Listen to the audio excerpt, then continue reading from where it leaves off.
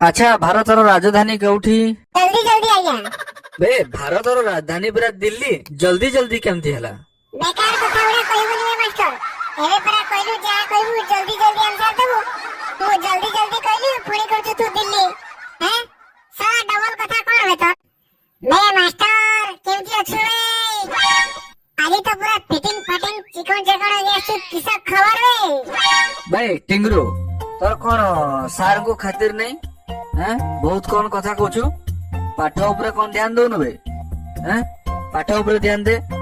ତୁ ସବୁବେଳେ କ୍ଲାସ ରେ ଡିଷ୍ଟର୍ବାନ୍ସ କରୁଛୁ ଆଉ ତୁ କ୍ଲାସ ବି ରେଗୁଲାର ଆସୁନୁ କଣ ପାଇବେ? ଆୟା ମୋର ବୁଆ ମନା କରୁଛି ଡେଲି ଗୋଟେ କ୍ଲାସ ରେ ଆସିବା ନାଗି। ତୋ ବାପା ମନା କରୁଛି କାହିଁକି? ମୋର ବୁଆ ପରା ମତେ ଏନେ କହିଲା ଗୋଟେ ଜାଗାକୁ ଗନେ ରେସ୍ପେକ୍ଟ ରହିବନି ନା ଏଥିପାଇଁ ମୁଁ ଏନେ 5 ଦିନରେ ଥରେ 7 ଦିନରେ ଥରେ ଏନେ ସ୍କୁଲ ଆସୁଛି।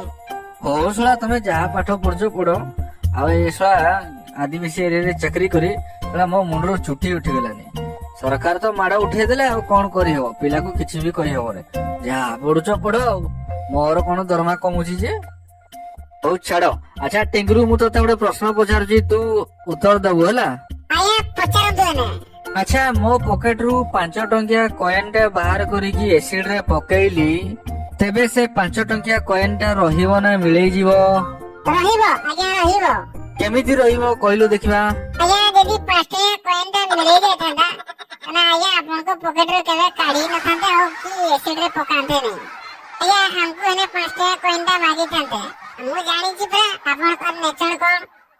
ଆଜ୍ଞା ଆମ ଏରିଆରେ ମାଷ୍ଟର ଚାକିରି କେତେ ଆମେ ଜାଣିବୁନି ନା। ତମେ ଶଳା ଛୁଆ ଆଜି କାଲିକା ଛୁଆ ତମେ ଆଉ ହବନି ବେ ପୁରା 100 ରେ ପେଲ ଦଉଛ ଆଉ। ଆଚ୍ଛା ହଉ ମୁଁ ଯାହା ପଚାରିବି ଜଲ୍ଦି ଜଲ୍ଦି ଆନ୍ସର ଦବ ଟିଙ୍ଗରୁ ହେଲା?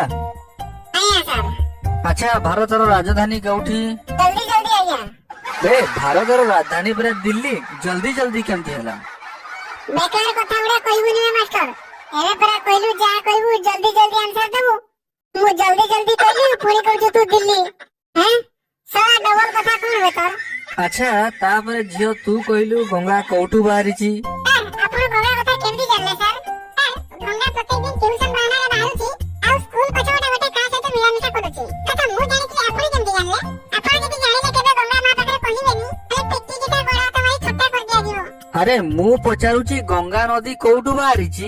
ଆପଣ ସେଇ କଥା କହୁନାହାନ୍ତି ଗଙ୍ଗା ନଦୀ କଥା ଏମିତି ଆପଣ କହୁଛନ୍ତି ଏମିତି ଭୁଲେଇ ଭାଙ୍ଗି କହୁଛନ୍ତି ମୁଁ ଏମିତି ହେଲେ ପଢିବିନି ଯା। ଆପଣ ପ୍ରଥମ କହିଲେ ଗଙ୍ଗା ନଦୀ କଥା କହିଛନ୍ତି ପ୍ରଥମରେ ଯଦି ମତେ ଏ କଥା କହିଥାନ୍ତେ ଗଙ୍ଗା ନଦୀ କୋଉଠୁ ବାହାରିଛି ତାହେଲେ ମୁଁ କହିଥାନ୍ତି ପାକିସ୍ତାନରୁ ବାହାରିଛି ଆଉ ଆପଣ କହିଲେ ଗଙ୍ଗା କୋଉଠୁ ବାହାରିଛି ଗଙ୍ଗା କଥା କହିଦେଲି। ଶଳା ଆର କ୍ଲାସ ଛୁଆ ଗୁଡା ବହୁତ ପାର୍ଟି କରୁଛନ୍ତି ମୁଁ କଣ କରିବି? ଏକା ଟିଚର ମୁଁ କେମିତି ଦିଟା କ୍ଲାସ ସମ୍ଭାଳିବି? ସାର୍ ବିଶ୍ୱାସ କରିବେନି ମୁଁ ଏମିତି ଗୋଟେ ଜିନିଷ ତିଆରି କରିଛି ହିଜୁକନା ଅକାଳ ଚୁଲାଖଣା ଲଗନ ଲଗନ ହିଜୁ ପେ ଆପଣ ଏଇଠି ବସିତେ ଆର କ୍ଲାସରୁ ମଧ୍ୟ ଦେଖିପାରିବେ। ବା ତୁ ତ ବୈଜ୍ଞାନିକର ବଡାପା ପୁଅରେ ଏମିତି କଣ ଜିନିଷ ଗୋଟେ ତିଆରି କରିଛୁ କହିଲୁ ଦେଖିବା? ଆଜ୍ଞା ଗୋଟେ କଣା ତିଆରି କରିଛି ସାର୍ ଆଜ୍ଞା। ଆଜ୍ଞା ଆର କ୍ଲାସରୁ ଆମ କ୍ଲାସକୁ ଯୋଉ ଥିବା କାନ୍ଥ ନାଇଁ ସେଇ କାନ୍ଥ ବାଟେ କଣା ଗୋଟେ ତିଆରି କରିଛି ଦେଖୁନାହାନ୍ତି ଆଜ୍ଞା ଭଲ ହେଇନି ନା ମୋ ଆଇଡିଆ ଦେଖୁଛୁ ଏଇ କ୍ଲାସରେ ବସିକି ଆର କ୍ଲାସକୁ ଦେଖିବେ। ଶଳା ବଜାରି ଟାକିବେ ଶଳା ଛତରା ହେଇଗଲନି ସବୁ ତମେ କଣା ତିଆରି ଦିଉଛ ସବୁ ଆଉ। ସେଇ ତ ସାର୍ କଣାରେ ଜୀବନ ଆଉ ଆର କ୍ଲାସରେ ମୋ ମାଣ୍ଡୁଟା ଅଛି ନା କି ଆମର ଏଇ କାନ୍ଥ କଳାରେ କିଛି ଦେବା ନେବା ହଉଛୁ ଆଉ କଣା ନଥିଲେ ଜୀବନ ଅନ୍ଧାର ଆଜ୍ଞା ସେଇ କଣା ଚକ୍ରରେ ହିଁ ଏ ଦୁନିଆ ଚାଲିଛି। ଆପଣ ମାଷ୍ଟର ହେଇ କେମିତି କଥାଟାକୁ ବୁଝି ପାରୁନାହାନ୍ତି। ତୁ ମତେ ବହୁତ ବୁଝାଉଛୁ ସ୍କୁଲ କୁ ତ ଆସୁଛ ଜୋତାର ସବୁ ଲେସ୍ ଖୋଲା କେମିତି ରେ ସବୁବେଳେ ଖୋଲା ଲେସ୍ ରେ ଜୋତା ପିନ୍ଧି ମନ ଇଚ୍ଛା ଚାଲୁଛ। ଆମର ଯୋଉ ନୂଆ ମ୍ୟାଡାମ ଆସିଛନ୍ତି ତାଙ୍କର ଯୋଉ ବ୍ଲାଉଜ ଲେସ୍ ଟା ପୁରା ଖୋଲା ପଛପଟୁ ସବୁ ଦେଖାଯାଉଛି ସେଇଟା ଭାରି ତତେ ଭଲ ଲାଗୁଛି। ମୋର ଟିକେ ଜୋତା ଲେସ୍ ଖୋଲା ହେଇଗଲେ ସେଇଟା ତୋର ଆଖିକି ଦେଖାଯାଉଛି ତ ସେଇଟା ଆଖିକି କଣ୍ଟା ବାଡେଇଲା ଭଳିଆ ଦେଖାଯାଉଛି ଆଉ ଅକାଳେ ଚୁଲାଖଣା ଲଗନ ଲଗନ ହିଜୁପେ କି ମାଷ୍ଟର ବେ ତୁ? ହେ ଶଳା ତମକୁ ଭଲ କହିଲେ ଖରାପ ବୁଝିବ କି ଭାଷା କହୁଛ ଶଳା କିଛି ବୁଝି ହଉନି। ହଉ ଛାଡ ଶଳା ପାଠ ଉପରକୁ ଆସ। ହଉ ଶୁଣ ବହି ଟେବୁଲ ଉପରେ ଅଛି ଟେବୁଲ ଟା ଚଟାଣ ଉପରେ ଅଛି ତାମାନେ ବହିଟା ଚଟାଣ ଉପରେ ଅଛି ବୁଝିପାରିଲୁ? ବୁଝିପାରିଲି। କଣ ବୁଝିଲୁ କହିଲେ ଦେଖିବା? ବୁଝିବାର କିଛି ଅଛି ଆପଣ କହିଲେ ବହିଟା ଟେବୁଲ ଉପରେ ଅଛି ଟେବୁଲ ଟା ଚଟାଣ ଉପରେ ଅଛି ତାମାନେ ବହିଟା ଚଟାଣ ଉପରେ ଅଛି ଏମିତିଆ କଥା ମୁଁ ଆପଣଙ୍କୁ ଭଲ ପାଉଛି, ଆପଣ ଆପଣ ଝିଅକୁ ଭଲ ପାଉଛନ୍ତି, ତାମାନେ ମୁଁ ଆପଣଙ୍କ ଝିଅକୁ ଭଲ ପାଉଛି, ଏକା କଥା। କି ମାଇଣ୍ଡ ବେ ତୋର? ଶଳା ଇଣ୍ଡିକେଟର ଜଳିଲା ଭଳିଆ ଜଳୁଛି। ମୁଁ କହୁଛି ଗୋଟେ, ତୁ ମତେ ବୁଝଉଛୁ ଗୋଟେ। ଆଚ୍ଛା ଗୋଟେ କଥା ବୁଝ କୁନା, ତୁ କହିଲୁ ଦେଖିବା, ଏନର୍ଜି କୁ ସୃଷ୍ଟି କରାଯାଇ ପାରିବ ନାହିଁ, ଧ୍ୱଂସ ବି କରାଯାଇ ପାରିବ ନାହିଁ। ନା ଏନର୍ଜି କୁ ଧ୍ୱଂସ କରାଯାଇ ପାରିବ ନା ଏନର୍ଜି କୁ ସୃଷ୍ଟି କରାଯାଇ ପାରିବ। କେବଳ ଗୋଟିଏ ରୂପରୁ ଅନ୍ୟ ଗୋଟେ ରୂପକୁ ରୂପାନ୍ତରିତ କରାଯାଇ ପାରିବ। ବୁଝିପାରିଲୁ? ଆଜ୍ଞା ସାର୍। କଣ ବୁଝିଲୁ କହିଲୁ? ସାର୍ ଏଥିରେ ବୁଝିବାର କଣ ଅଛି? ଆପଣ ପରା କହିଲେ ଏନର୍ଜି କୁ ସୃଷ୍ଟି କରାଯାଇ ପାରିବନି କି ଏନର୍ଜି କୁ ଧ୍ୱଂସ କରାଯାଇ ପାରିବନି, ଗୋଟିଏ ରୂପରୁ ଆଉ ଗୋଟିଏ ରୂପକୁ ଟ୍ରାନ୍ସଫର କରାଯିବ, ମାନେ ରୂପାନ୍ତରିତ କରାଯାଇ ପାରିବ। ସେଇଭଳିଆ କଥା। ଲଭ ମାନେ ଭଲ ପାଇବା, ତାକୁ ସୃଷ୍ଟି କରାଯାଇ ପାରିବନି, ଭଲ ପାଇବାକୁ ଧ୍ୱଂସ କରାଯାଇ ପାରିବନି। କେବଳ ଗୋଟିଏ ଗାର୍ଲଫ୍ରେଣ୍ଡ ରୁ ଆଉ ଗୋଟେ ଗାର୍ଲଫ୍ରେଣ୍ଡ କୁ ଟ୍ରାନ୍ସଫର ସ୍ଥାନାନ୍ତର ମାନେ ରୂପାନ୍ତର କରାଯାଇ ପାରିବ। ବଢିଆ କହିଲେ ନା ସାର୍। ବା ଆଧୁନିକ ଶୈଳୀରେ ସବୁ ତମେ ପାଠ ବୁଝୁଛ ମୋ ବିଦ୍ୟାରାଣ। ଆଉ ଆମେ ଏଇ ଯୁଗରେ ଯୋଉ ପାଠଟା ବୁଝି ହବ ସେଇ ଷ୍ଟାଇଲରେ କରିବୁ ନା। କଥା ଅନୁସାରେ ସେ ବ୍ରିଟିଶ ସମୟର ପାଠ ଆମେ ବୁଝି ପାରିବୁନି। ଆଉ ଏତେ ଯଦି ବୁଝୁଛୁ ତୋର ପରୀକ୍ଷାରେ ମାର୍କ କମୁଛି କାହିଁକି? ବିଜ୍ଞାନରେ 6, ସାହିତ୍ୟରେ 4, ଭୂଗୋଳରେ 3, ଅଙ୍କରେ 5, ସବୁ ମିଶିକି 36। ଏଇ ରକମରେ ପାଠ ପଢୁଛୁ ନା ତୁ? ଏଇ ରକମରେ ତୁ ବୁଝୁଛୁ ନା? ବେକାରିଆ ମାଷ୍ଟର ଦେଖେ, ମୋ ମୁଣ୍ଡରେ ଗୁଗୁର ଅଛି କି?